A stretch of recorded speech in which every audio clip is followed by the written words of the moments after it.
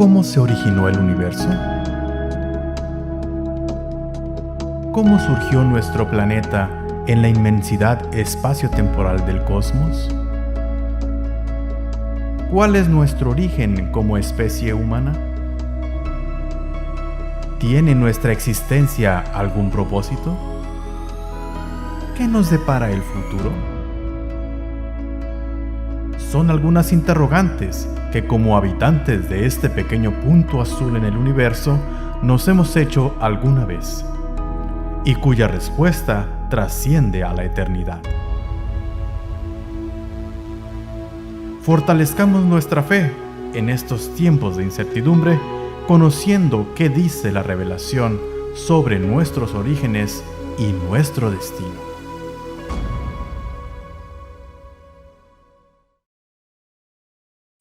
Muy buenas tardes a nuestro estimado público que se une a través de medios de comunicación para el inicio de la tercera temporada del programa Nuestros Orígenes, Revelaciones, producido por el Instituto de Geociencias de la División Interamericana, con sede en la Universidad de Montemorelos. Primero, expresamos nuestro profundo agradecimiento a Dios, que por su gracia nos ha dado vida para iniciar este año y nos permite reunirnos virtualmente y por medio de este programa tratar de entender con nuestras limitadas capacidades cómo Él se manifiesta en la naturaleza y en la revelación.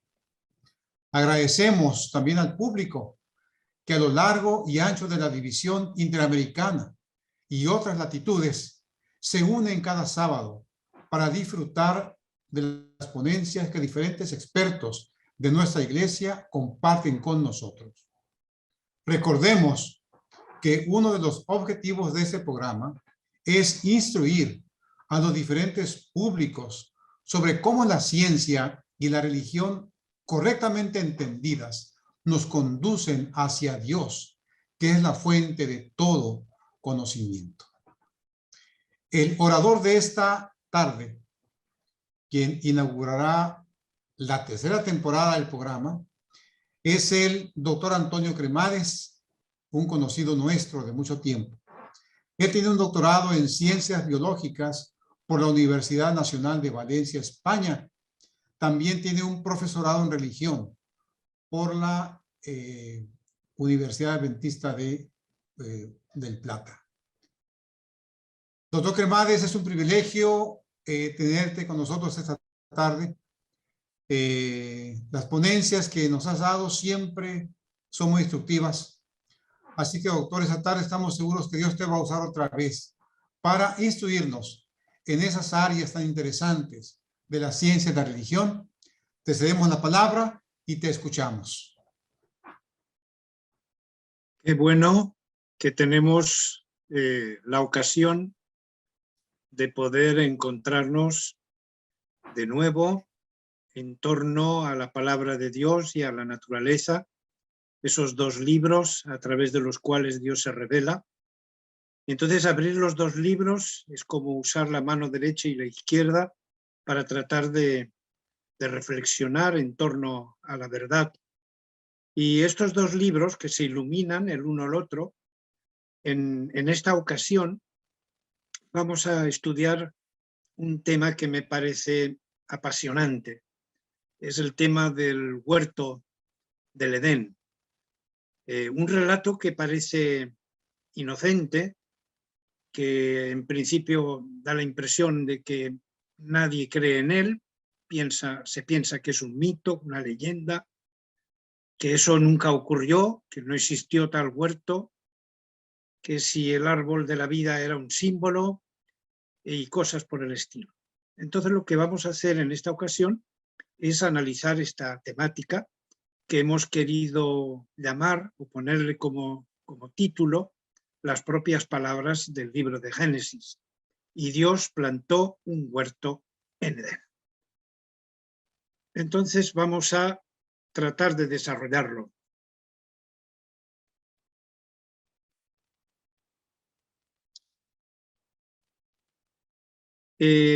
muchas veces no se tiene en cuenta que Dios es muchas cosas, ¿no?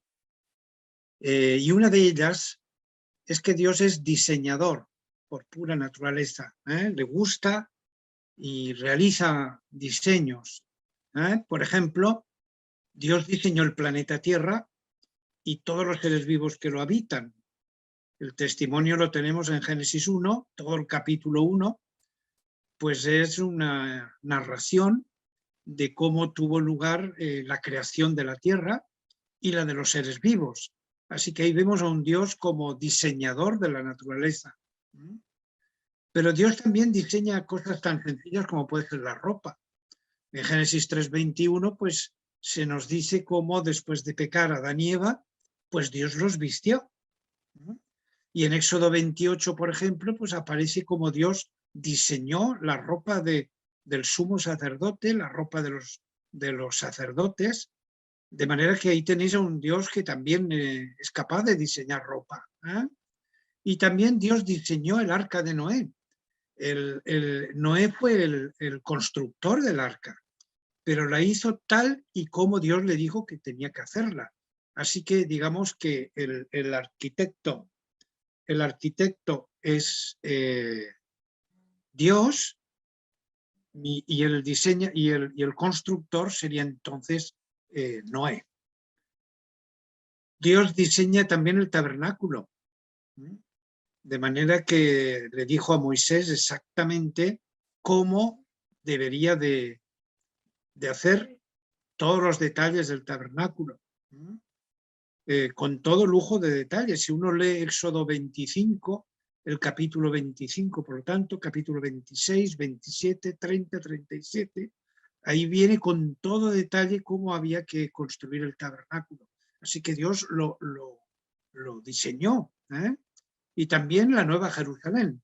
En Apocalipsis 21, del 10 al 27, pues se nos habla de que Dios tiene preparado para el futuro una ciudad enorme y Él está diseñándola, construyéndola, por lo tanto Dios diseña también una ciudad. Y finalmente, que es lo que nos ha traído el tema en esta ocasión, es que Dios Doctor diseña el Quemades, jardín del Edén. doctor Quemades, Sí, perdón, no está compartiendo pantalla. se fue la pantalla. Si no, no se está compartiendo. Pues no sé por qué, pero vamos a tratar de arreglar. ¿Está ahora? Ahí está, ahora sí, sigue. Por lo menos se ha escuchado, ¿no? Sí, sí, claro. Bueno, pues Sigue. entonces en esta diapositiva, Dios como diseñador está plasmado de alguna manera lo que está comentando. Dios es el que diseña el planeta Tierra con todos los seres vivos, por lo tanto es el autor de la naturaleza, diseña cosas tan sencillas como puede ser la ropa, así que es un diseñador de moda. Dios diseña el arca de Noé, es Noé quien hace de constructor, pero construye el arca según todas las indicaciones que le da Dios. El tabernáculo, pues la misma cosa. Moisés es quien lo construye, pero Dios le dice exactamente, con todo lujo de detalles, tenemos ahí varios capítulos que lo describen, la construcción del tabernáculo. Pero es Dios el autor, el diseñador. Lo mismo pasa con la Nueva Jerusalén, decía, en el futuro, como Dios ha diseñado toda una ciudad, por cierto, enorme, por las medidas que se nos da en Apocalipsis 21.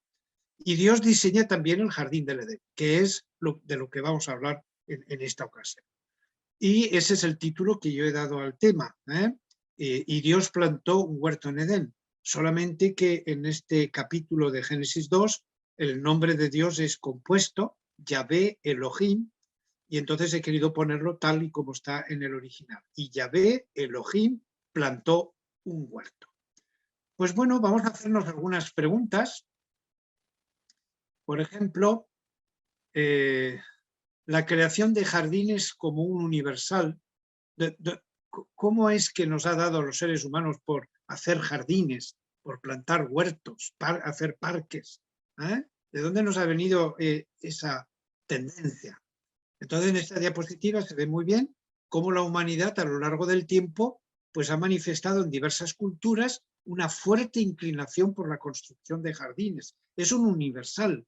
En antropología, cuando se dice que es un universal, significa que en todas partes del mundo se han hecho jardines, en todas las culturas, o en muchas al menos, de forma que es una manifestación humana típica. Los evolucionistas dicen que esto es así porque es una especie de reminiscencia de cuando la especie humana en su desarrollo evolutivo pues vivía en los bosques, y entonces pues de alguna manera echamos de menos ese mundo y lo reproducimos pues con los jardines, los parques, en fin. Pero la idea es, ¿y si tiene que ver más que con una reminiscencia de evolución, una reminiscencia del huerto del Edén? ¿Y si lo que echamos de menos y lo tratamos de reproducir es el Edén? Los antidiluvianos, por ejemplo, ya organizaron jardines. Estamos hablando de la primera civilización. Siempre se dice que la primera civilización, la más antigua, es la de los sumerios, pero según la Biblia, la primera gran civilización, además que existió, es la del periodo prediluviano. Eso duró 1656 años y es una época amplia donde se desarrolló una cultura. Aquí tenemos de la escritora Elena G. White, Patriarcas y Profetas, en la página 79, cómo nos describe que los antediluvianos pues, plantaban, construían jardines, parques, donde habían árboles bonitos, donde había un buen paisaje, habían senderos, ahí habían también estatuas. En fin, que el jardín, Dios plantó el primer jardín, pero los antediluvianos siguieron, ya construían jardines. ¿Ah? Bueno, sabemos que el jardín, por ejemplo, históricamente hablando, hizo su aparición en el creciente fértil de los grandes ríos Tigris y Éufrates y el Nilo, de forma que las antiguas civilizaciones mesopotámicas, la egipcia, la persa, la griega, pues han dejado constancia de hacer jardines, de crear jardines. Por lo tanto, digamos que el jardín ha sido una construcción, ha sido un continuum a lo largo de los años de la historia humana. Eso está apuntando a que hubo un primer momento, un jardín, que yo pienso que ese fue el jardín que Dios plantó. Aprendimos esa costumbre de los jardines, aprendimos incluso a hacerlo, y eso se continuó a través de la primera civilización, la prediluviana, y a partir de ahí en las sucesivas.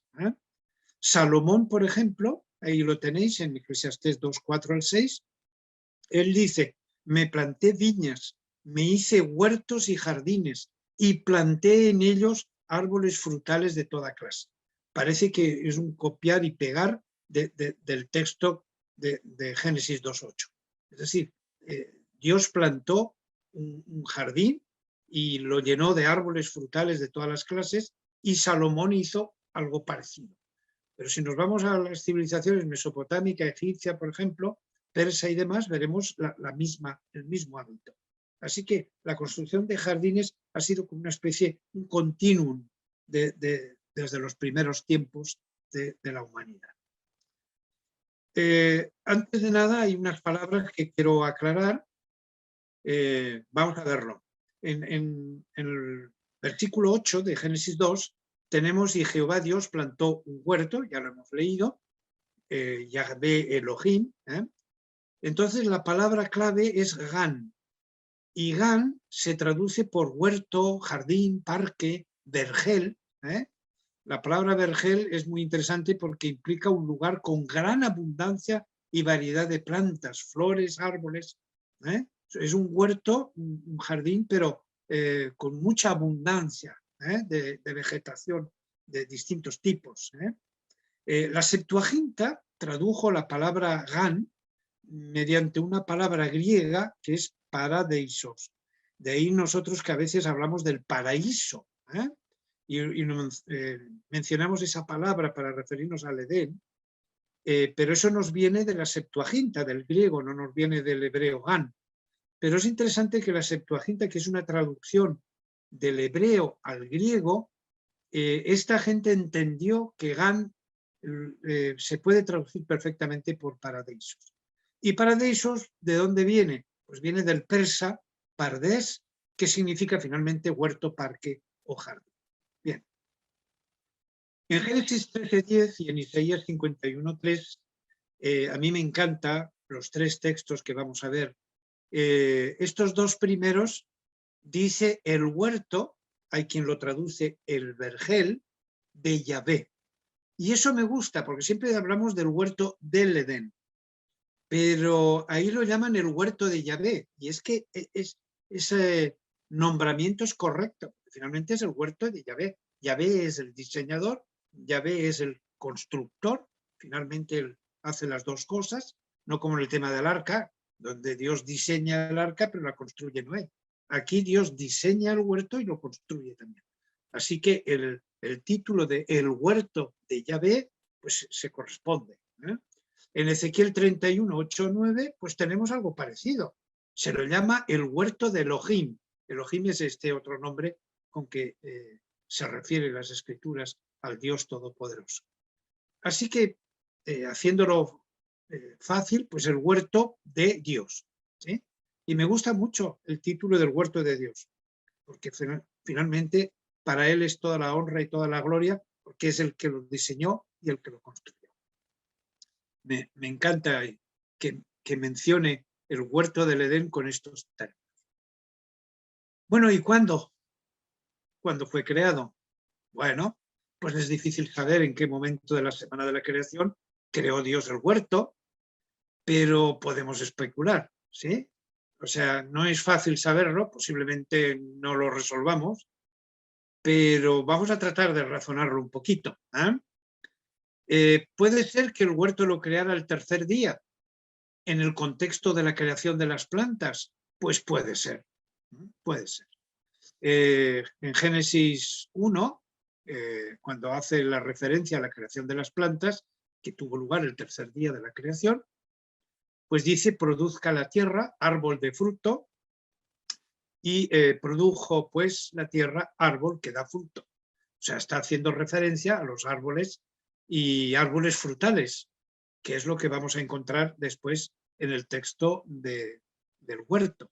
Y os lo he puesto aquí de abajo, Génesis 2:9, Yahvé Elohim, Dios, hizo germinar del suelo, nació de la tierra, hay quien lo traduce así, toda suerte de árboles, todo árbol traducen otros autores. Así que Génesis 2:9, que está refiriéndose al texto de la creación del huerto, tiene una terminología que se parece mucho a la de la creación en el tercer día. Entonces, puede ser que Dios, al mismo tiempo que en ese día creó las plantas, y en especial cita los árboles, puede ser que ya que crea los árboles de fruto, creara también el huerto del Edén. Bueno, puede ser. Pudiera ser que Dios aprovecha la creación de los árboles para crear los árboles de fruto del Edén. Bueno, puede ser. ¿Y si fue en el sexto día? Por ejemplo, después de la creación de los animales terrestres, porque el quinto día Dios dedica a los animales acuáticos y voladores, pero en el sexto es un día dedicado a la creación de todos los seres vivos terrestres. Por eso Dios creó al ser humano también en el sexto día, porque nosotros somos una especie terrestre. Bueno, entonces después de la creación de los animales terrestres, pero antes de la creación del hombre, de manera que Dios crea al hombre dentro del huerto o lo crea fuera y después lo pone dentro. Esos detalles no son fáciles de saber con seguridad. A mí me parece que no. A mí me parece que una opción podría ser la siguiente. Después de la creación del hombre, puede ser, la secuencia de narración, fijaros qué interesante. En Génesis 2:7 dice, Dios formó al hombre. Y además, en el versículo 7 nos describe cómo lo formó. A partir de la tierra, le insufla en su nariz aliento de vida ¿sí? Aparece la creación del hombre varón en 2.7. En el 2.8 aparece el huerto. Y aparece como plantó el huerto. Hizo nacer de la tierra todo árbol, que ya lo hemos leído. Y eso lo pone a continuación de la creación del hombre. Da la impresión que lo hizo después. Y puso allí al hombre que había formado. Incluso lo dice 2 veces. En el 8 plantó el huerto y puso allí al hombre. Y en el 15, versículo 15 dice, tomó pues Yahvé Elohim al hombre y le instaló en el vergel de Edén. Entonces da la impresión que primero es la creación del varón, después Dios planta el huerto y a continuación lo pone en el huerto.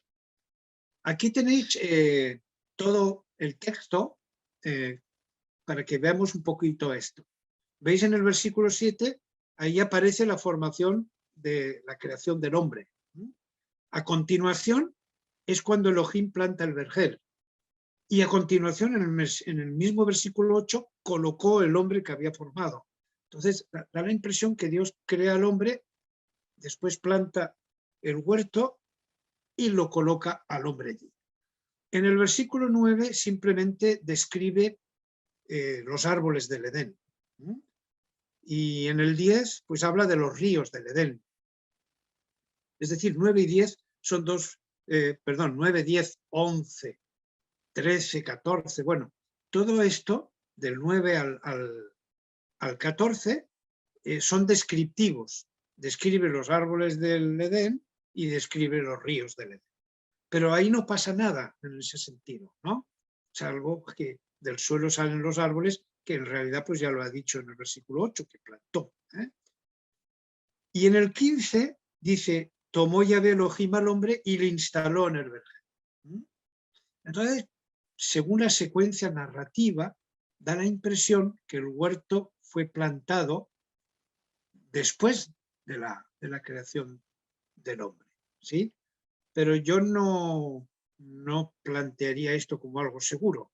Si esto es un orden secuencial, puede ser que sea así, pero como los verbos en hebreo no tienen tiempos de pasado, presente y futuro como por ejemplo en castellano, entonces hay autores que dicen que en el versículo 8 dicen Yahvé Elohim había plantado un huerto, con lo cual eso ocurrió en otro momento, solamente que aquí hace referencia a ese asunto, y a lo mejor iríamos a la hipótesis de que Dios creara el huerto el mismo tercer día en el contexto de la creación de las plantas.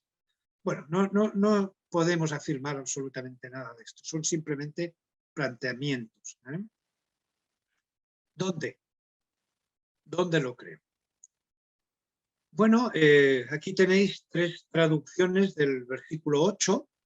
Y Jehová Dios plantó un huerto en Edén, el lugar geográfico, Edén. ¿Y dónde está Edén? Al oriente. Cantera Iglesias, que es una versión que a mí me encanta, muy literal, muy atada al texto, que es lo que a mí me interesa en este tipo de investigación. Luego Yahvé Elohim plantó un vergel en Edén, al oriente. Y la versión de la Biblia de las Américas, plantó el Señor Dios un huerto hacia el oriente, en Edén. Así que lo plantó en un lugar llamado Edén y ese lugar está al oriente. Bueno, cuando se describen los ríos, ahí es algo interesantísimo. Y yo, a la hora de interpretar esto, he pasado por 2 momentos. Uno en el que decía, no puede ser que estos ríos del Edén se hayan conservado después de una catástrofe impresionante como fue el diluvio. Una catástrofe sin precedentes, que no solamente fue llover, sino que aquello fue un trastoque brutal de la naturaleza. Y entonces, claro, aquí se está describiendo los ríos del Edén, cuando toda la tierra fue destruida y muy cambiada por las aguas del diluvio, y todo lo que implicó, como vulcanismo y terremotos y tsunamis y no sé cuántas cosas más, que alteraron completamente la geografía. Entonces no puede ser que estos ríos pues estén en el lugar en el que estaban originalmente, que el diluvio lo tuvo que haber cambiado todo.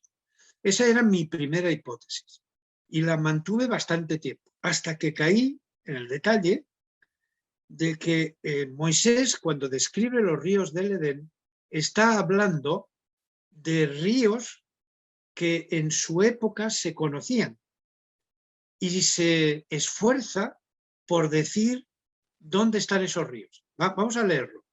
Brotaba de Edén un río para regar el vergel y desde allí se dividía y formaba 4 brazos.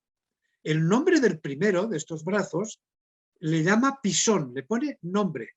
No lo hemos identificado, no sabemos a qué río se está refiriendo, pero Moisés sí que dice que ese río es el que circuye, o sea, el que rodea todo el país de Jávila, donde se halla el oro. Y además el oro de ese país es excelente.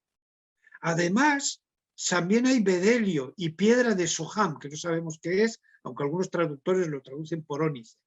Es decir, aquí Moisés está diciendo, bueno, ese río, que es uno de los 4, es tal, y pasa por tal lugar, y da todo detalle de ese lugar. Por lo tanto, está describiendo un lugar geográfico de su época, presente, del periodo de Moisés.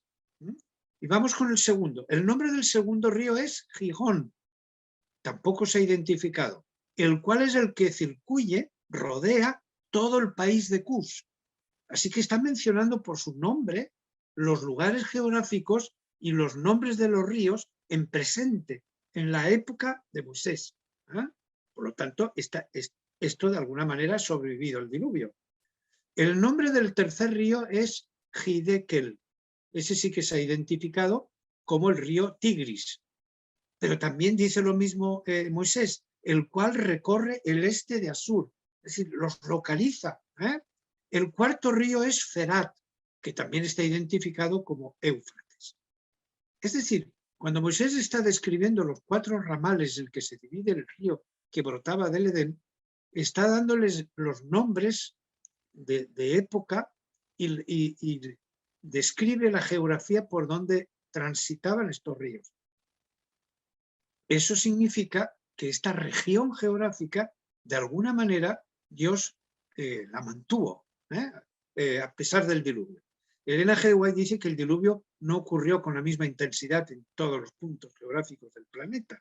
Ella dice que en unos lugares fue más intenso que en otros. Bueno, tal vez este fue de los poco intensos o tal vez Dios protegió esta región, por lo que voy a decir después. En este mapa yo he tratado de localizar, así a modo, esto no tiene una seriedad científica, no hay un trabajo detallado, pero ese círculo que he delimitado en rojo más o menos apunta a la región, ¿sí?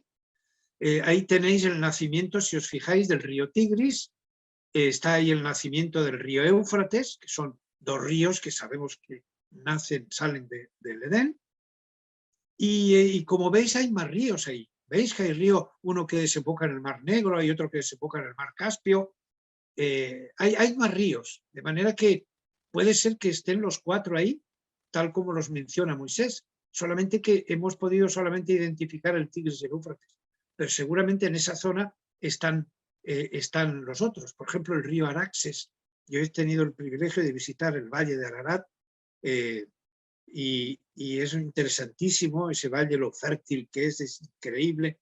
Eso es un huerto de Edén, a un auténtico huerto de Edén, porque hay frutales de todas las clases, la tierra es muy fértil, es plana y atraviesa el río Araxes, atraviesa el valle del Ararat.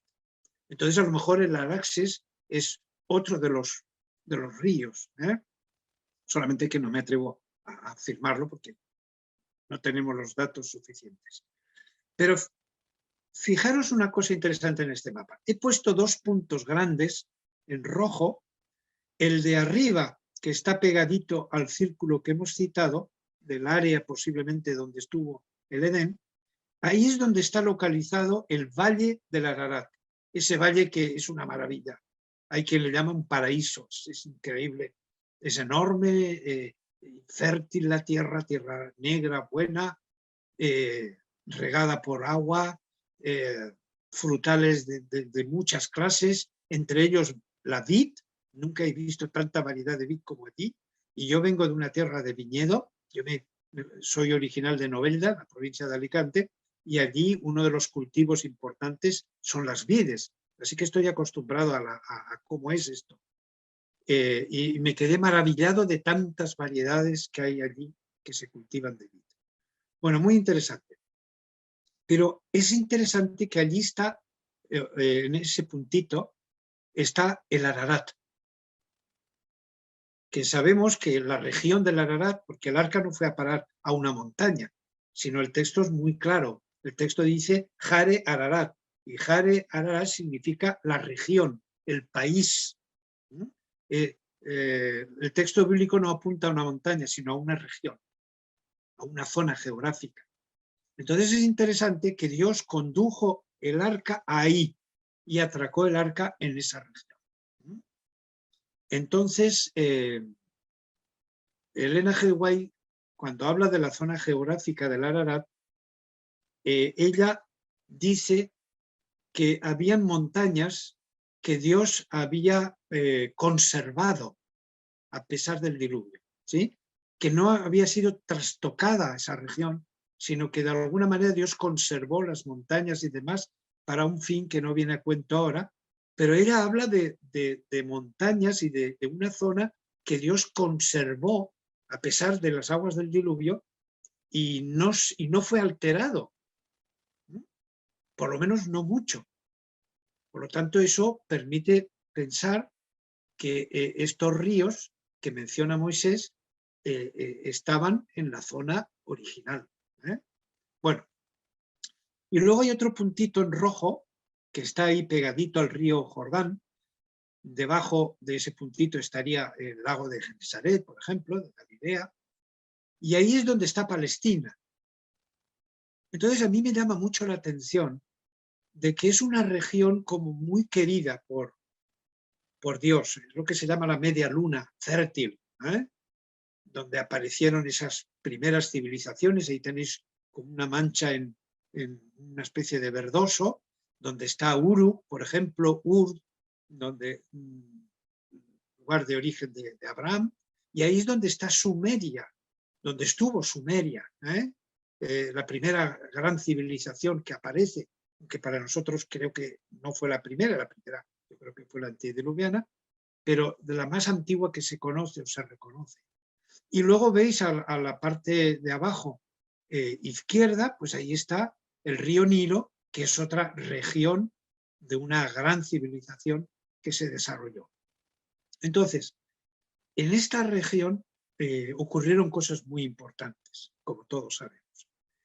Es como una zona geográfica especial para Dios, porque ahí estuvo el Edén, ahí estuvo la región del Ararat y ahí Dios condujo esa embarcación, ahí bajaron las 8 personas que se salvaron, ahí bajaron los animales, de ahí emigraron a todo el mundo, ¿sí? Estoy hablando de animales terrestres y aves, y luego tenemos la parte de Palestina, la tierra que Dios le prometió a Abraham y donde después terminó estando ahí Israel, y Jerusalén, que es donde va a parar la nueva Jerusalén. Cuando Dios regrese, cuando Jesús regrese por tercera vez, después del milenio, va a venir la nueva Jerusalén, que Dios es diseñador y constructor, como ya hemos mencionado, y se asentará en Jerusalén. Es decir, que esta región es muy querida por Dios. Así que no me extraña nada que el Edén esté cerca de Jerusalén, o que estuviera ahí, porque además sabemos que con esa nueva Jerusalén pues se va otra vez a plantar, bueno, a plantar, está plantado, pero va a estar ahí de nuevo el Edén.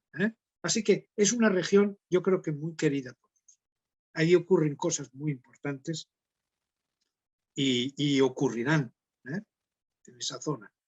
Bueno, así que a mí me parece que está bien ese círculo alrededor de esa zona, debió estar el Edén. Bueno, el Edén está lleno de historias. Jehová Dios puso allí al hombre, ya lo hemos dicho. Tomó pues Jehová Dios al hombre y lo puso en el huerto de Edén. Fíjense que lo dice 2 veces, como para insistir, subrayar la idea de que Dios puso al hombre en ese lugar. Dios lo saca, es quien lo pone, pero es quien lo saca. Tristemente, debido al pecado de Adán y Eva, Dios los expulsa. Y ahí tenéis en el versículo 23 de Génesis 3, lo sacó Jehová del huerto del Edén. Y después lo vuelve a repetir por segunda vez. O sea, menciona 2 veces que Dios puso al hombre en el Edén y menciona 2 veces que Dios lo sacó. Y la segunda es, echó pues fuera al hombre. Así que Dios lo puso y Dios lo sacó. Pero entre que Dios lo pone y Dios lo sacó, en el Edén hay muchas cosas que ocurren. Y aquí he querido así rapidito, no vamos a desarrollarlas ni mucho menos, casi cada puntito de estos puede ser un tema. Dios construye el huerto, ya lo hemos leído, Dios pone allí al hombre y aparecen los primeros mandatos de Dios. Cultivar y guardar el huerto, dirá en 2.15, no comer del árbol del conocimiento del bien y del mal, dirá en 2.16, 17, y le mandó al hombre poner nombre a los animales. Así que ahí aparecen los primeros mandatos, del 19, versículos 19 y 20.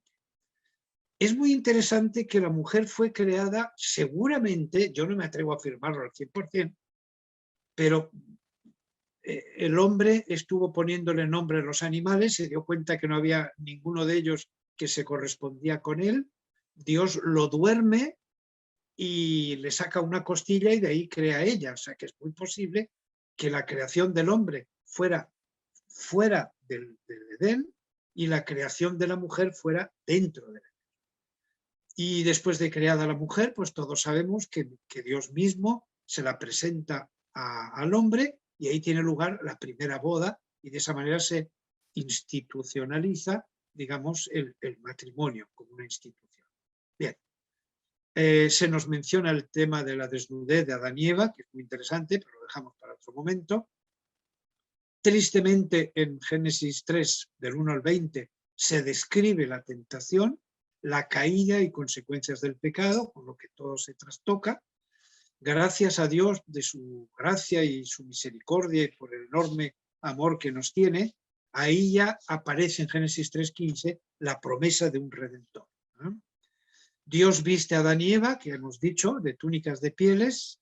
Dios los saca del huerto, como acabamos de mencionar también, pero en ocasión del diluvio, la mano que había plantado, dice Elena G. White, Patriarcas y Profetas, la mano que había plantado el Edén lo quitó de la tierra. ¿Sí? Es decir, cuando Adán y Eva pecaron, los sacó del Edén a ellos, el jardín estuvo todos esos 1656 años de digamos, prediluvio, ahí iban muchos a adorar, a hacer sacrificios a la puerta del Edén, pero en ocasión del diluvio, momentos antes de empezar el diluvio, Dios sacó el huerto del Edén.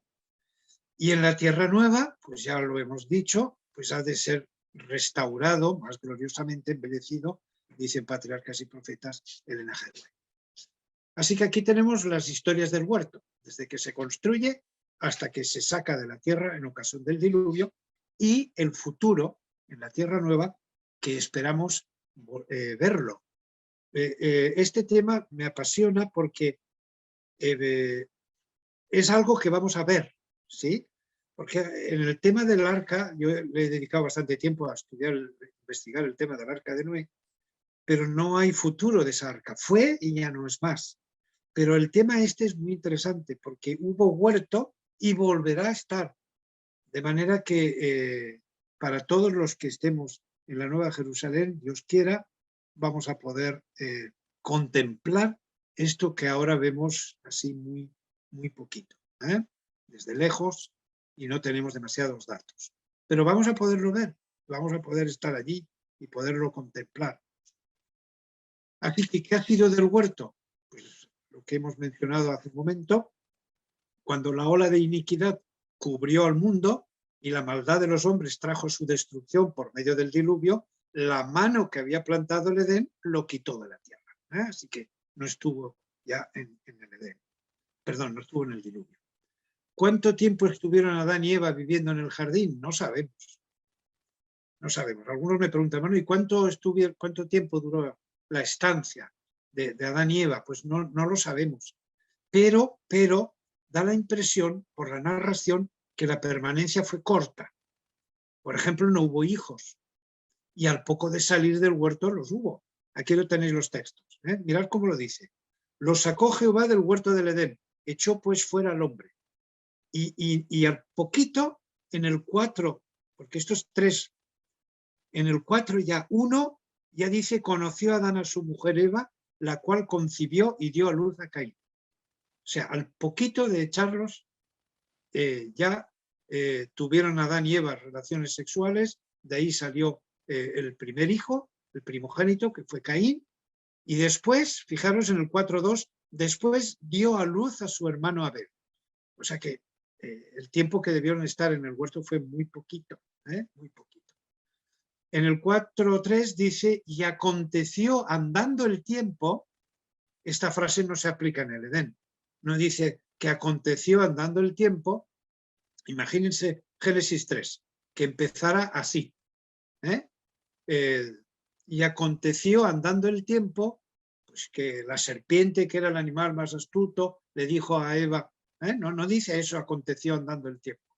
Sin embargo, esa expresión sí que se aplica en 4.3 para querer decir que ese Caín y ese Abel pues se hicieron grandes, uno se dedicó a pastorar ganado, el otro se dedicó a cultivar la tierra y ya sabemos que uno mató al otro y todo esto aconteció andando el tiempo, y esto no aparece en la historia del huerto. Bueno, ¿qué será del huerto? Pues lo he mencionado ya. Aquí tenéis el texto de Patriarcas y Profetas. En la final restitución, cuando haya un cielo nuevo y una tierra nueva, Elena G. White menciona Apocalipsis 21.1, el Edén ha de ser restaurado más gloriosamente embellecido que estaba antes, al principio. Así que tenemos huerto en el futuro, para seguir investigándolo cuando lo veamos de verdad. En la tierra nueva, dice el conflicto de los siglos, contempla, estaba hablando de Adán, contempla los árboles que hicieron una vez su delicia. O sea, esto está diciendo que el mismo huerto va a estar. O sea, Dios lo plantó, en ocasión del diluvio lo sacó, pero lo conserva. Es muy bonito, a mí esto me enternece. Dios le ha guardado a Adán el huerto, tal como era. Porque fijaros lo que dice Adán. Adán contempla los árboles que hicieron una vez su delicia, los mismos árboles cuyos frutos recogiera en los días de su inocencia y dicha. Ve las vides que sus propias manos cultivaron, las mismas flores que se gozaba en cuidar en otros tiempos. Es muy tierno de parte de Dios el hecho de que durante estos 6.000 años de historia de la tierra, Dios le ha mantenido el Edén como era, le ha respetado todo como era, de manera que cuando Adán lo contemple de nuevo va a decir, ¡oh! Si esos son los árboles que yo cuidaba, son los mismos. Estas vides que yo cultivaba, estas flores.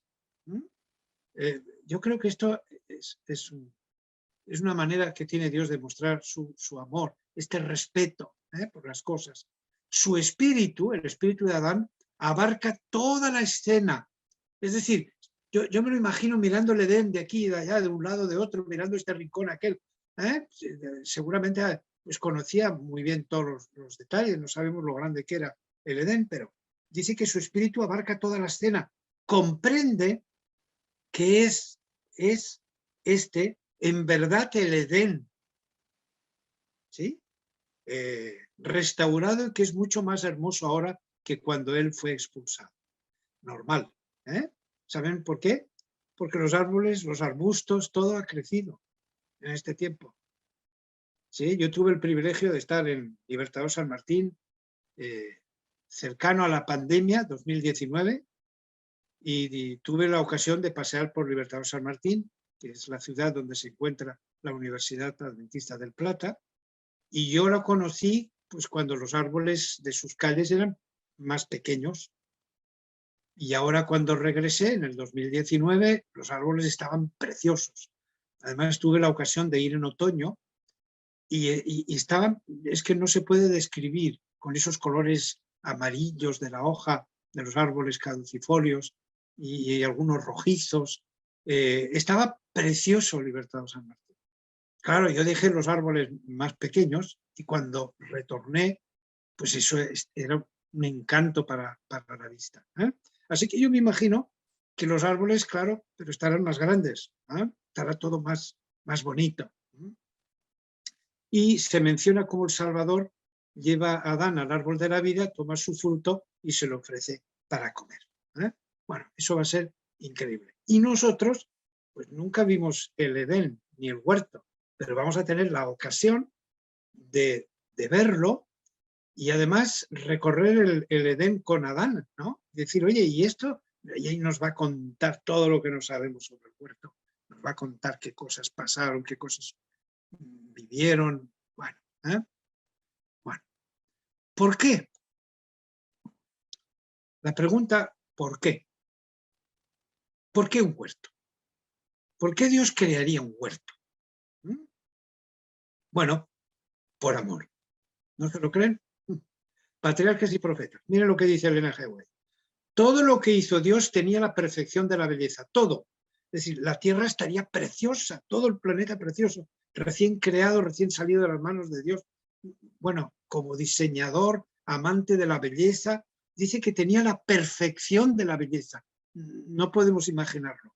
Como nosotros hemos nacido en un mundo de pecado, estamos acostumbrados a ver el bien y el mal en la naturaleza, lo bueno y lo menos bueno, pero imagínense la perfección de la belleza, sin el deterioro que el pecado ha producido en la naturaleza. Así que sería un mundo precioso. Nada que contribuyese a la felicidad de la santa pareja parecía faltar. Era un mundo feliz. Dios creó un mundo feliz para los animales y para los seres humanos. Así que imaginémonos, el planeta era precioso. Había un documentalista español, Félix Rodríguez de la Fuente, que cuando se le acababan los adjetivos calificativos decía, la Tierra era pluscuamperfecta. No faltaba ningún detalle, hermosa, llena de belleza y hecha de tal manera que fueran felices Adán y Eva, plenamente felices. Sin embargo, fíjense, lo tengo subrayado en azul, el Creador, a pesar de todo eso que ha mencionado Elena G. White arriba, el Creador les dio todavía otra prueba de su amor, preparándoles especialmente, lo vamos a ver ahora, especialmente un huerto para que fuese a su morada. A mí me parece esto realmente emocionante.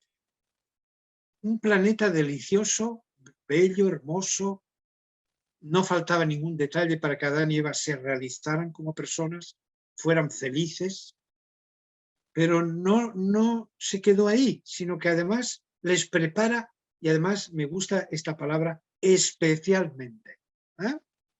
Bueno, vamos a ver un poquito más de esto.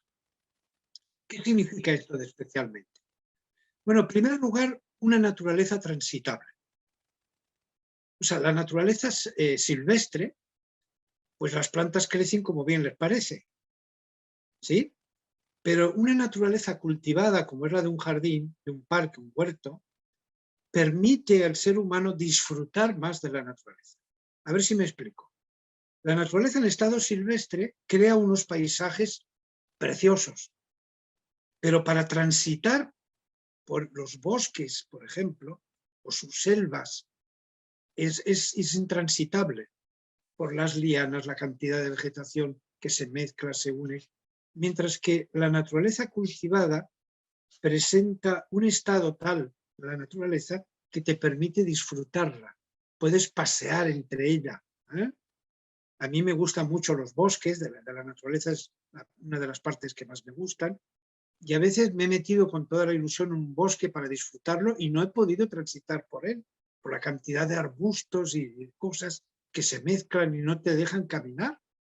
Mientras que cuando tú visitas un bosque ya cultivado, te permite caminar entre los árboles, disfrutarlo, y eso es lo que yo creo que Dios también intentó, una naturaleza que fuera transitable. Aquí lo tenemos en esta diapositiva. Arriba, a la izquierda, tenéis una selva y abajo, a la derecha, tenéis un jardín. Entonces, yo creo que sobran las palabras, ¿sí? La selva pues es preciosa para verla de lejos, pero si tienes que meterte en ella, pues la verdad es que resulta muy fatigoso caminar por la selva. En cambio, fijaros en estos jardines de Butchart, en Canadá, pues esos caminos, esa naturaleza ordenada, las plantas, las flores, los arbustos, los árboles, te permite disfrutar de la naturaleza plenamente, sin los agobios y los problemas que plantea la naturaleza en estado salvaje. Entonces, a mí me parece que esta fue una de las razones del jardín. Bueno, otra era una obra de diseño. Hoy se habla mucho de esa palabrita.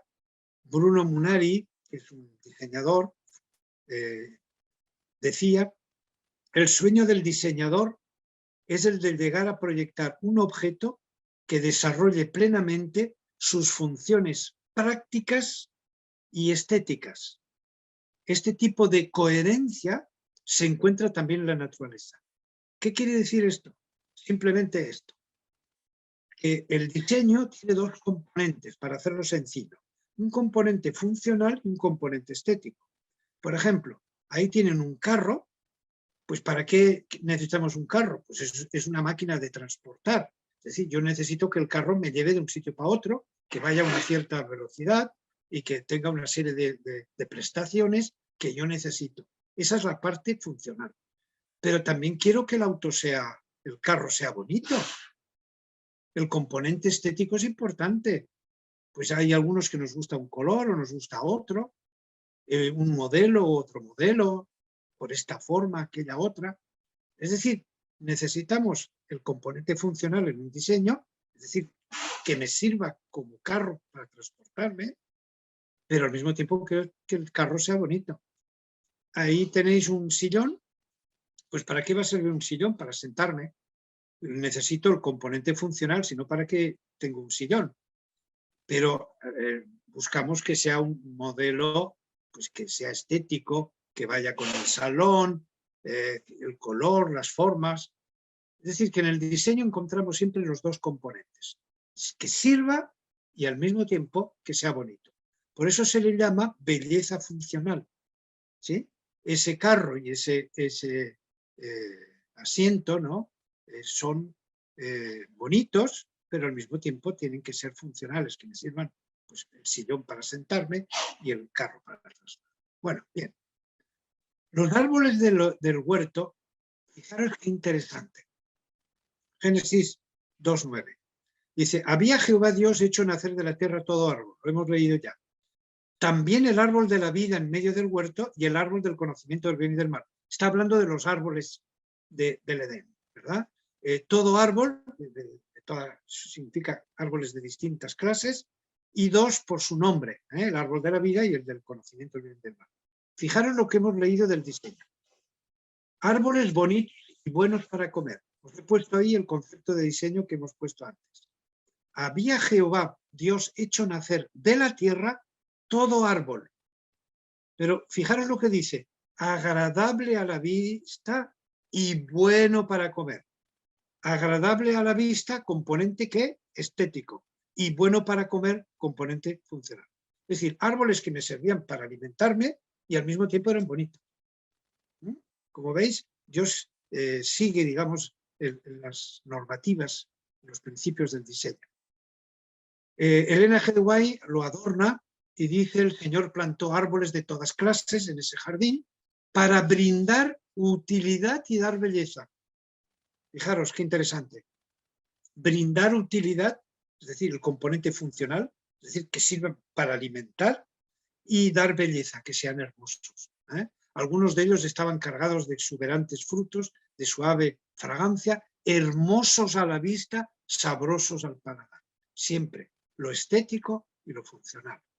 Así que eso pone a Dios como un diseñador cuyos principios los conoce perfectamente y los aplicó a los árboles del Edén.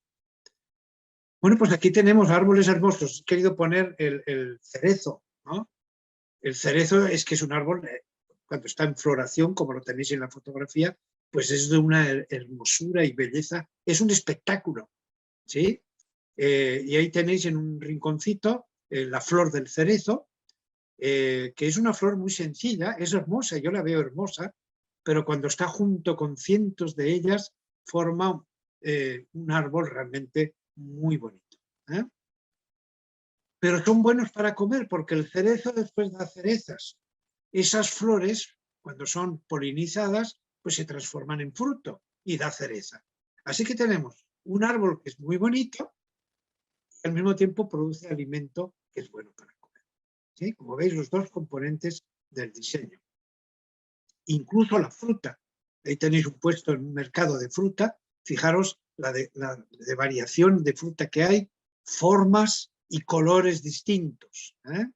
Bueno, entonces tiene el componente funcional, que sirve para alimentarnos, y al mismo tiempo el estético. Bueno, el árbol de la vida también sigue el mismo, digamos, los mismos principios de diseño.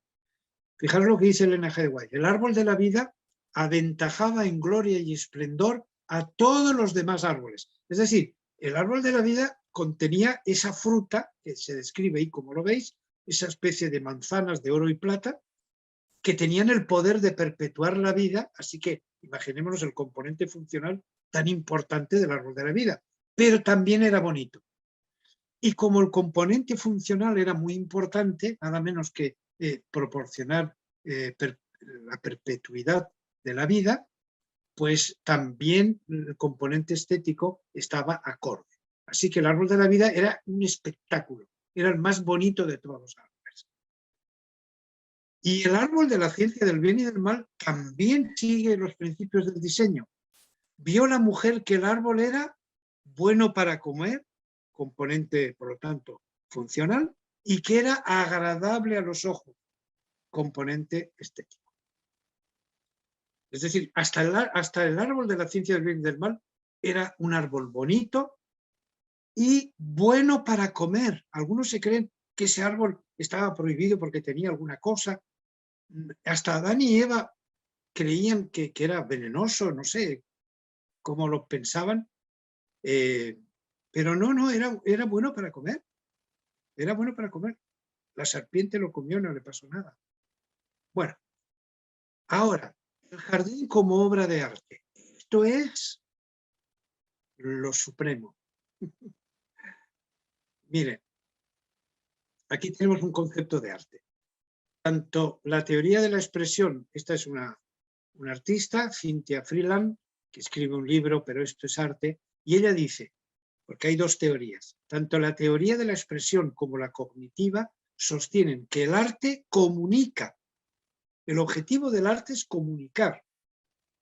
Y puede comunicar sentimientos y emociones, dice ella, o pensamientos e ideas. Es muy interesante. El arte comunica, es un medio de comunicación. Lo mismo que hace un escrito. Un texto comunica. La música comunica. Por eso son arte. Bueno, pues el arte, digamos visual en este caso, comunica y puede comunicar sentimientos, emociones o pensamientos e ideas. Bruno Munari, que hemos citado antes, el artista tiende a dar a su obra un significado. Es decir, que la obra como tal no es más que el soporte de un mensaje. Por lo tanto, cuando uno ve el arte, más bonito, más feo, que los gustos pueden cambiar de unas personas a otras, el arte tiene un componente estético, pero también un componente de contenido. Ese cuadro a mí me parece que tiene un componente estético que es evidente, está muy bien pintado, muy bien trabajado, pero tiene un componente de contenido.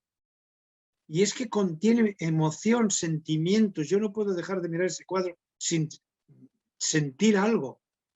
Me está comunicando algo, la tristeza de la muerte de una persona muy querida. ¿Sí?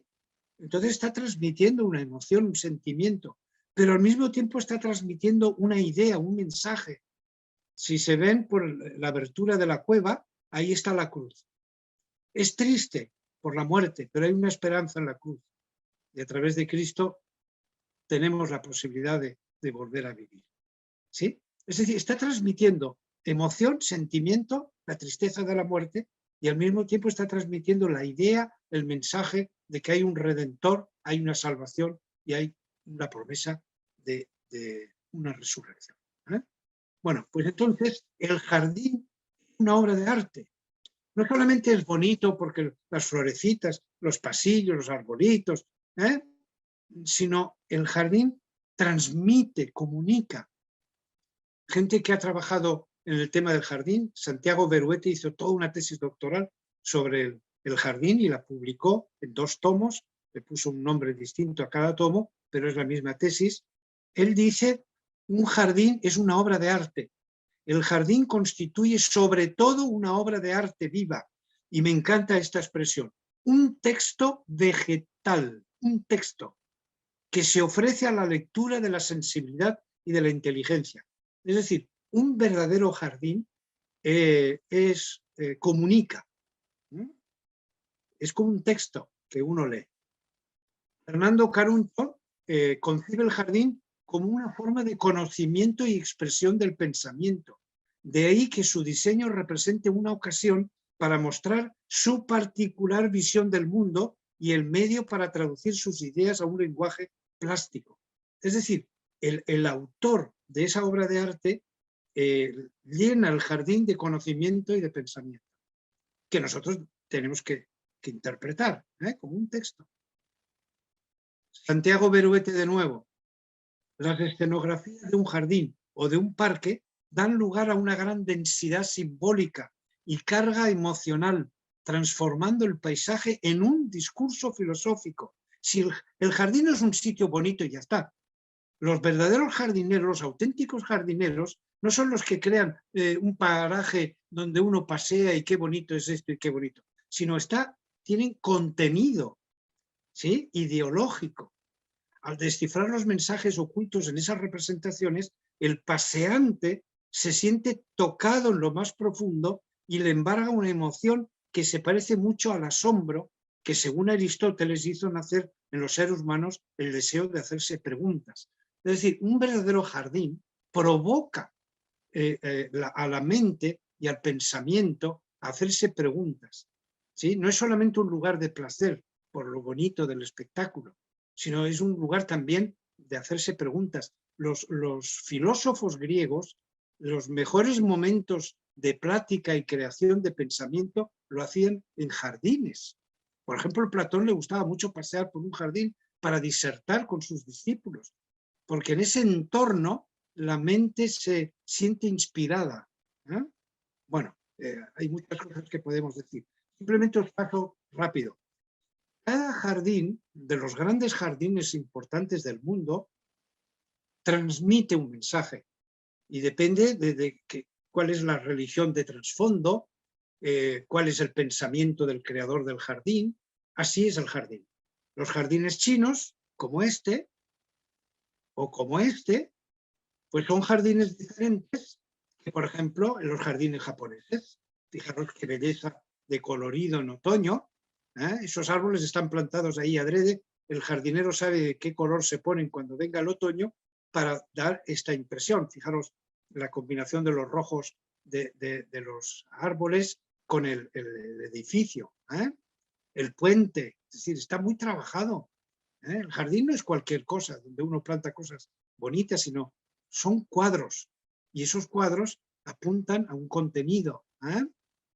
Aquí tenemos los cerezos en flor, que en los jardines japoneses es digamos, el corazón del jardín. y que son visitados por los japoneses cuando entran en flor. Bueno, es increíble, celebran el día de la primavera, la floración. Bueno, tienen un respeto y un amor muy grande a la naturaleza. Bueno, esto ya es un jardín distinto. Esto ya es de Francia, Villandry. ¿No se nota que la ideología que hay detrás de este jardín es diferente a la ideología que hemos visto antes en un jardín japonés o chino? Esto se nota que detrás hay otra ideología diferente. Fíjense cómo están los arbustos podados, las parcelas, todo. Se nota que hay una ideología distinta. Y este jardín es otra cosa. Podríamos pasearnos por los jardines del mundo y veríamos como cada jardín, un auténtico jardín, no una plaza que tiene plantas. Un jardín con todas las letras, son lugares, espacios de contenido ideológico. Bueno, aquí tenemos los jardines de Butjas que hemos visto antes, pero con otra mirada.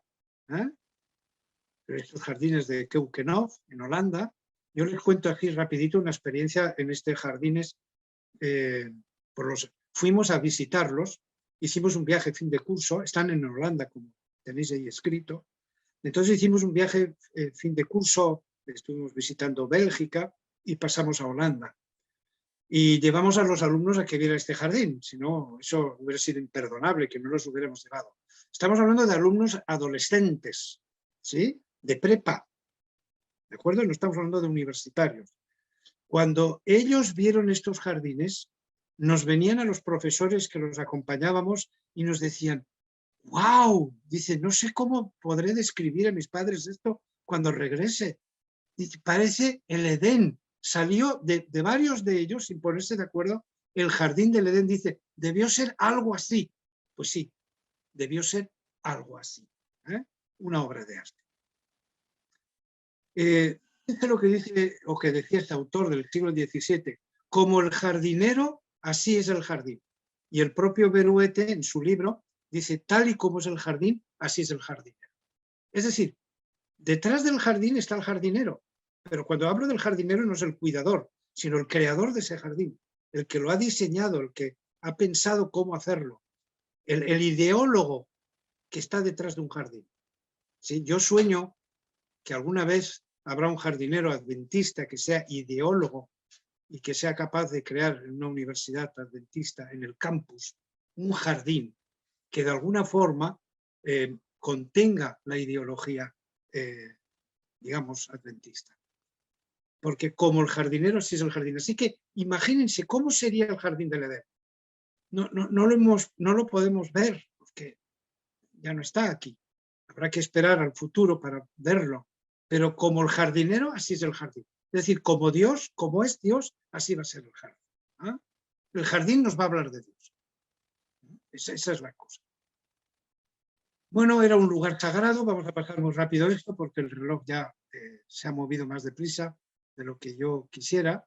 Era un lugar sagrado. Oyeron la voz de Jehová, todos lo conocemos, Génesis 3:8, que se paseaba en el huerto al aire del libre. Es decir, un lugar donde está Dios es un lugar sagrado. ¿Okay?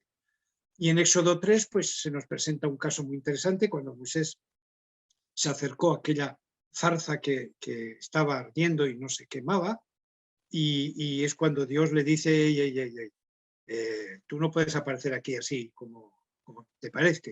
El lugar en que estás es tierra santa. ¿Por qué es tierra santa? Porque está Dios. ¿Sí? Así que el Edén era un lugar además sagrado, porque por la presencia de Dios. Sabemos por Elena G. White que Jesús, Dios en la persona de Jesús, visitaba a Adán y Eva con cierta frecuencia. Así que era un lugar sagrado. Y como lugar sagrado estaba vallado. El término hebreo gan, que hemos traducido por huerto, jardín, vergel, remite a la raíz que significa estar rodeado, cercado, protegido. Es decir, gan no significa solamente un huerto o un jardín, sino un lugar que está cercado, que está protegido, que tiene una cerca, una valla, que lo separa el interior del exterior. Incluso la palabra jardín, en varios idiomas derivados de la lengua antigua indoeuropea, la raíz está en la palabra gorto, y eso implica cerramiento. ¿Sí? O sea, jardín no se puede concebir un jardín abierto. El jardín lleva consigo una cerca, un vallado, que lo delimita. Bueno, el atrio, que era un lugar sagrado, el tabernáculo, pues estaba cercado. En el atrio había una cerca. Las murallas de la Nueva Jerusalén, no sé si vosotros lo habéis preguntado alguna vez, ¿para qué necesita Jerusalén, la Nueva Jerusalén, unas murallas para un mundo en paz? No vamos a meternos con eso, pero el hecho de que la Nueva Jerusalén va a ser el lugar donde va a habitar el Creador, eso hace que sea un lugar sagrado y por lo tanto una cerca que lo separa. Todo el planeta va a ser nuevo, nuevos cielos, nueva tierra. Hay una nueva creación, no hay ya restos de pecado, no va a haber guerras ni cosas por el estilo. Pero la idea de una muralla te está diciendo que ese es un lugar separado del resto del planeta. ¿Por qué? Porque es un lugar sagrado. ¿Por qué es sagrado? Porque ahí es donde va a estar Dios. El huerto del Edén, Patriarcas y Profetas, menciona algunas cosas y ella dice, vamos a leer solo lo azul por la hora, el huerto del Edén cuya entrada estaba vedada. Está hablando de cuando ya fueron expulsados Adán y Eva. La entrada estaba vedada. Eso significa que había una entrada. Es decir, el huerto estaba vallado, cercado, un muro, no sé qué tipo de cerca, pero había una puerta. Adán y Eva, cuando se los expulsó, salieron por esa puerta y ya nunca más se los dejó entrar, porque habían unos ángeles vigilantes en la puerta que impedían la entrada de cualquiera que quisiera. Y a esa puerta iba Adán y sus hijos a adorar a Dios. En la puerta de la entrada del Edén. Los querubines, fijaros que los puso al oriente del huerto. Seguramente la puerta estaba orientada al oriente. Y ahí es donde Dios puso los querubines. Bueno, el Edén era también el hogar. Vamos a ver si en 5 minutos terminamos esto. El hogar de Adán y Eva. Ya lo hemos dicho. Todo este texto ya lo hemos mencionado al principio. Así que Dios plantó especialmente un huerto para que fuese su morada. Ya lo hemos dicho. Aquí simplemente se insiste en la misma idea. Dios puso a Adán en un huerto. Esta fue su morada. Es decir, un lugar del mundo donde estuvieran Adán y Eva. El mundo es muy grande y necesitamos un lugar. ¿Sí? El ser humano necesita un lugar. Hasta en la iglesia, cuando vamos siempre a nuestro lugar. Cuando entramos a la iglesia y alguien se ha sentado en el banco y donde nos sentamos, a veces decimos, me han quitado, como si fuera una cosa. Es decir, nosotros en las cosas más sencillas, en el hogar, en la iglesia, etcétera, siempre buscamos un lugar. Bueno, entonces Dios les buscó un lugar que era el Edén, el huerto. Bueno, la santa pareja vivía muy dichosa en el Edén, disfrutando de esas, continuamente descubrían nuevas bellezas y, bueno, podemos imaginarlo. Hay aquí una cosa nueva, es la escuela del Edén. Por eso he puesto revelación de Elena G. White. Esto no está en la Biblia, es una revelación de Elena G. White como profeta. Elena G. White nos cuenta a veces cosas que no están en la Biblia. Y fíjense en lo que dice. Se estableció una escuela modelo en el Edén. El jardín del Edén era el aula, la naturaleza el libro de texto, el creador mismo era el maestro, los padres de la familia humana los alumnos. Una escuela. Y fijaros qué ventaja. Nuestro Padre Celestial dirigía personalmente su educación y a menudo iban a visitarle los santos ángeles que les daban consejos e instrucción. Una escuela, solamente que con un staff de profesores que nunca ha habido tal staff. Nada menos que el mismo Jesús como maestro, el Padre como director de la escuela y los ángeles también como maestros. Eso tuvo que haber sido impresionante. Newton escribió sobre esto. Lo que él hubiera dado, escribió por haber estado unos pocos minutos en esa escuela de Edén. Newton. Él intuía que esa escuela tuvo que haber sido lo máximo. Lo máximo. Y ahí se formó Adán y Eva, en esa escuela. ¿Cuáles son los libros de texto? Pues el trabajo útil, la agricultura, tenían que cultivar el Edén, las escrituras, qué mejor escritura que Dios mismo, la naturaleza, el Edén era esa naturaleza cultivada que hemos dicho, y las experiencias de la vida. Esos 4 eran los libros que tuvieron Adán y Eva en esa escuela. Los mismos libros que tuvo Jesús. Aquí lo estáis leyendo en este texto del Ministerio de Curación. Por eso Jesús estudiaba las escrituras, estudió la naturaleza, aprendió de las experiencias en la vida. En sus parábolas constantemente Jesús demuestra que, de estas experiencias de la vida. Y el trabajo útil. Se pasó nada menos que muchísimos años de carpintero con su padre, ¿no? Bueno, la agricultura como trabajo manual, Elena G. White la pone de primera, no vamos a leer ya todo esto, pero sí que vamos a leer la frase: el estudio en materia de agricultura debe ser el ABC de la educación dada en nuestras escuelas. ¿Sí? Tendremos todos los planes que sean, todos los sistemas educativos, digamos, de moda, el resultado de los mejores psicopedagogos y todo lo que queramos, pero no abandonemos la agricultura como una materia. Es importante, porque Dios, que organizó la primera escuela, puso la agricultura como trabajo manual. Bueno, vamos a saltar todo esto por ponerle algo de sonrisa, ¿no? Un poco de humor. Hay un proverbio chino que dice: si quieres ser feliz una hora, bebe un vaso de vino. Si quieres ser feliz un día, cásate. Si quieres ser feliz toda tu vida, hazte jardinero. Es increíble, no hemos podido leer mucho sobre esto, pero es increíble los beneficios que da la jardinería, la agricultura. No solamente físicos, porque haces ejercicio, sino incluso mentales y sentimentales. Bueno, y ese huerto del Edén es un modelo, ¿sí? Es decir, no solamente Dios plantó ese huerto para que Adán y Eva tuvieran un hogar y se educaran y un montón de cosas, sino que el huerto del Edén era, vamos a leer solamente lo azul. El huerto del Edén era una representación de lo que Dios deseaba que llegase a ser toda la tierra. ¿Sí? Su propósito era que a medida que la familia humana creciera en número, estableciese otros hogares y escuelas semejantes. Es decir, lo que Dios pretendió, además, es que se fijaran cómo era un huerto, para que ellos en el futuro y sus hijos pues hicieran huertos semejantes donde habitar. Así que ese era el plan de Dios, ¿sí? Que viviéramos en huerto, en jardines. Bueno, luego hay una influencia de la escuela del Edén impresionante. O sea, imagínense toda la civilización prediluviana que durante siglos, porque Adán, por ejemplo, vivió 930 años, durante siglos tuvieron al hombre que fue educado en la escuela del Edén.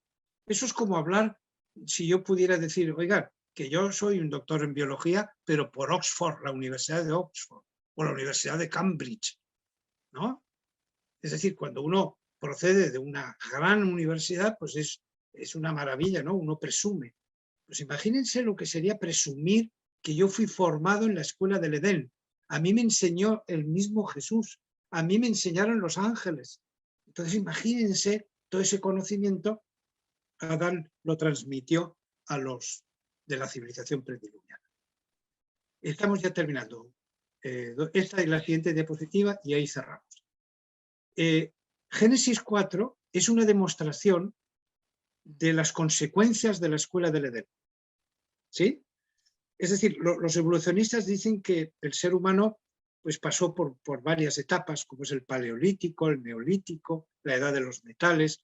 Éramos primero nómadas, cazadores, recolectores que andábamos de aquí para allá, nómadas, viviendo en cuevas y bueno, de aquella manera. Luego descubrimos la agricultura y la ganadería, nos hicimos sedentarios, descubrimos los metales, empezamos a fabricar este metal, el otro, el más allá. Sin embargo, Génesis 4 nos muestra que ya había agricultura, ganadería, y ya se construían ciudades y ya se manejaban los metales. Aquí lo tenéis, Génesis 4. Abel, ganadero. Caín, agricultor, y además construyó una ciudad, nada menos. De cuevas, nada. Edificó ya una ciudad. Los que habitan en tiendas, Jabal, y además ganadero.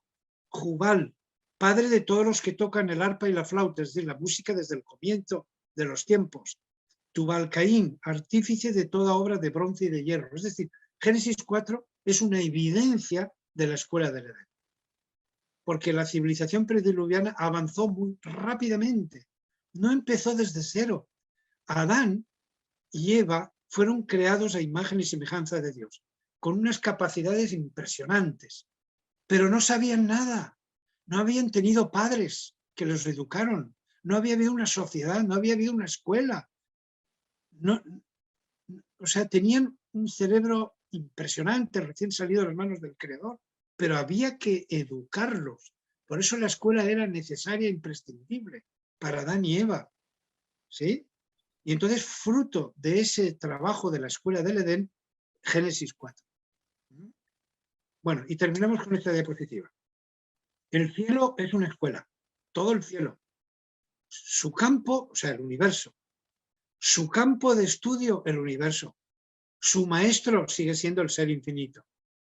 Y esto es muy bonito. En el Edén fue establecida una filial de esa escuela del universo. Y una vez consumado el plan de redención, atentos, vamos a ir a la escuela otra vez, se reanudará la educación en la escuela del Edén. O sea, va a ser muy bonito ver el Edén en la tierra nueva, ¿no? En la nueva Jerusalén. Pero cuidado, que va a ser escuela. Y vamos a volver a ir a la escuela. Es normal. Vamos a necesitar ponernos al día con el universo. ¿Se imaginan los planetas que no han pecado? ¿Cuál será su nivel tecnológico? El nivel de conocimiento. Porque nosotros estamos endiosados por lo que hemos descubierto y lo que hemos conseguido tecnológicamente. Pero nosotros somos un planeta pues, que lleva una vida muy corta, de 6.000 años, muy limitados, vivimos muy pocos años. Cuando empezamos a saber algo ya nos morimos.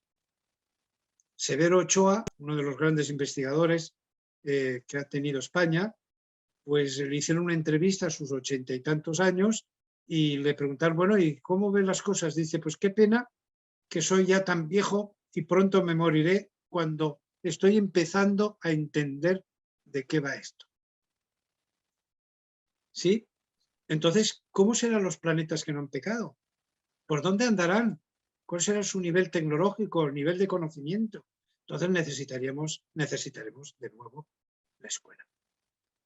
Bueno, es un tema apasionante, el tiempo se mueve muy rápido, pero es un tema que tiene futuro, porque hemos hablado de lo que sabemos, hemos especulado también alguna cosa, pero lo vamos a experimentar, si Dios quiere, en la Nueva Jerusalén.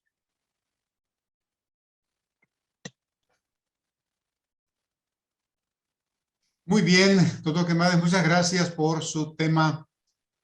Hay muchos comentarios, muchas preguntas. Sin embargo, el tiempo se nos agotó. Como estamos transmitiendo ahora por Zoom y no por StreamYard, ya no tenemos tiempo extra. Así que agradecemos al público su gran participación y les invitamos para que el próximo sábado nos acompañen también. El próximo sábado tendremos al ingeniero Orlando Poma. Él es un ingeniero que trabaja en la Universidad Peruana Unión. Él nos va a presentar el tema inteligencia artificial en el estudio de la Tierra como un geocondensador, un caso de diseño inteligente.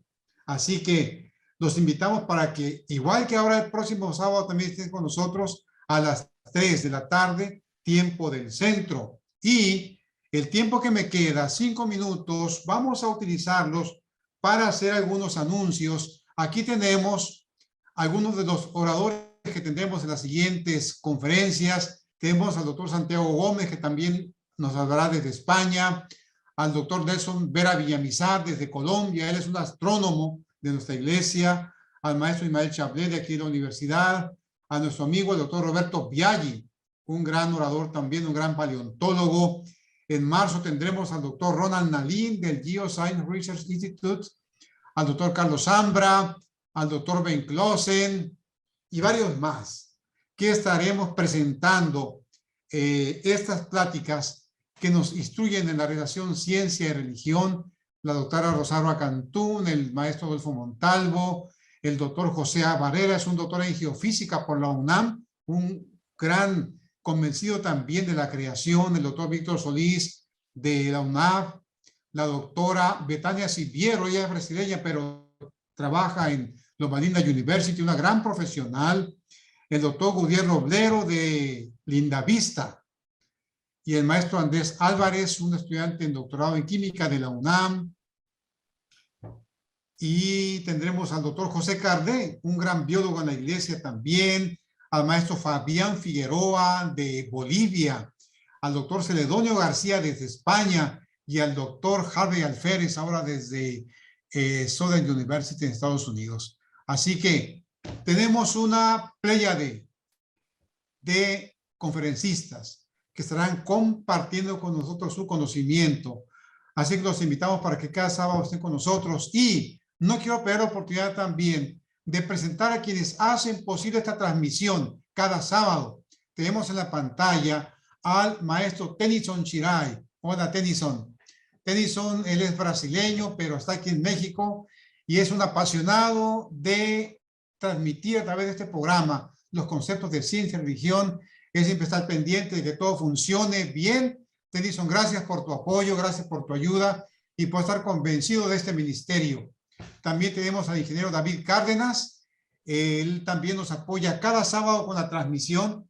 Sin ellos sería imposible este trabajo. Muchas gracias al equipo que nos ayuda cada sábado en la transmisión del programa, nuestros orígenes, revelaciones. Y último anuncio, el próximo 11 y 12 de febrero celebraremos aquí en la Universidad de Montemorelos el 6º Congreso sobre Creación Bíblica y Diseño Inteligente. Los invitamos para que nos acompañen. Tendremos todo el fin de semana, viernes de noche, sábado de mañana y sábado de tarde en ponencias para celebrar nuestro 6º Congreso sobre Creación Bíblica y Diseño Inteligente. Los invitamos también para que nos acompañen. Nos despedimos. Agradecemos al público su participación. El tiempo no nos dio ahora, pero tuvimos una gran conferencia. Gracias, doctor Cremades, por tanto conocimiento, tanta información que sin duda nos es útil. En algún momento, en las próximas conferencias, volveremos a las preguntas que hay por allí. Te vamos a conectar por ahí para que nos ayudes a contestarlas. Muchas gracias, doctor Cremades, como siempre, muy agradecidos y estamos seguros que contaremos contigo en el futuro para otras ponencias con la ayuda de Dios. Que Dios bendiga a todos esta tarde y nos vemos el próximo sábado con el ingeniero Orlando Poma desde la Universidad Peruana Unión allá en Ñaña, Perú. Hasta la vista.